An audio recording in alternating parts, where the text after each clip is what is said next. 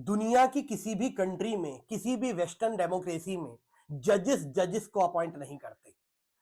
Justice GS Verma, जिन्होंने collegium यानी इस कमेटी की संरचना रखी थी, उनका ओपनली कहना था कि कोलिजियम सिस्टम एक बाद में जाकर फेलियर निकला।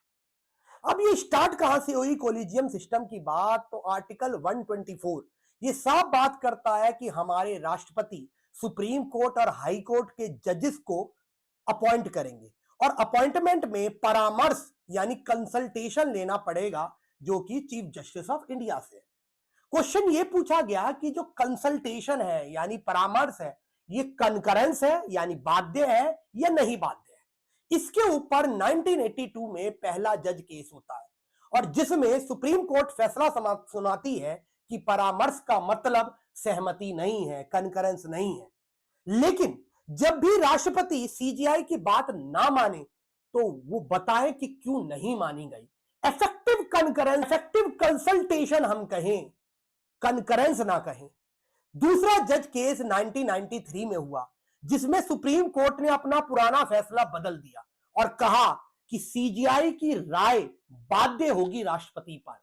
और सीजीआई ये अकेले राय नहीं देंगे, बल्कि सुप्रीम कोर्ट के 2 वरिष्ठतम न्यायाधीशों के साथ परामर्श करके बताएंगे।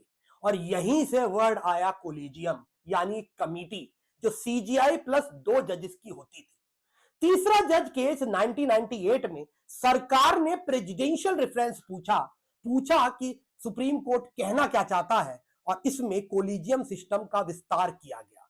कहा गया कि सीजीआई के साथ 4 वरिष्ठतम न्यायाधीशों से परामर्श करना पड़ेगा और अब 3 जजेस की बजाय अब 5 जजेस का कोलिजियम हो गया। आज सुप्रीम कोर्ट जजेस का अपॉइंटमेंट हो तो उसमें 5 जज की बेंच, 5 जज कोलिजियम होता है।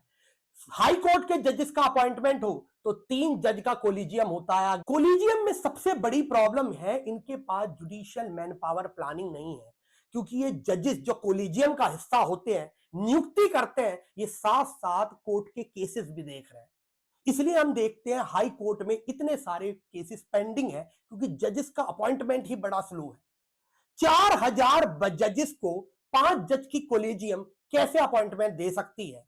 सिस्टम बड़ा ओपेक है, जिस पर एलिगेशन लगे हैं फेवरेटिज्म और बायस की, जिस पर अभी करंट सीजीआई का यह भी कहना है कि हम धीरे धीरे से ट्रांसपेरेंसी की तरफ लेके जाना चाहते हैं।